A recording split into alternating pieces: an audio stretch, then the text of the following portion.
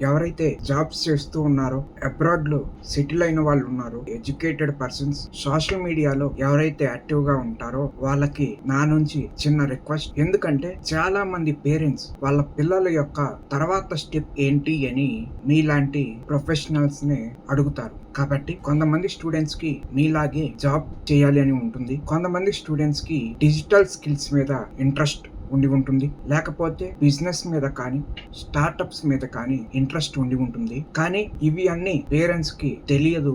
వాళ్ళకి తెలిసిందల్లా only job. కాబట్టి ఎప్పుడైతే పేరెంట్స్ మీ దగ్గరకు వస్తారో ఒపీనియన్ కోసం, అలాంటప్పుడు ఇలాంటివి కూడా ఉన్నాయి ఈ సమాజంలో అని వాళ్ళకి తెలిసేలా చెప్పటం మీ బాధ్యత. ఎందుకంటే మీకు ఇంట్రెస్ట్ ఉంది కాబట్టి ఆ ఫీల్డ్ లో వర్క్ చేయగలుగుతున్నారు. కానీ ఎవరికైతే ఈ digital skills, startups, business, content creation వాటి మీద ఇంట్రెస్ట్ ఉందో వాళ్ళు మీలాగా వర్క్ చేయలేకపోవచ్చు. కాబట్టి పేరెంట్స్ కి అర్థమయ్యేలా చెప్పి ఆ స్టూడెంట్స్ ని వాళ్ళకి ఇంట్రెస్ట్ ఉన్న దారిలో వెళ్లేలా మీరు హెల్ప్ చేయండి. ఇలాంటి ఇన్ఫర్మేటివ్ కంటెంట్ కోసం ఫాలో అవ్వండి.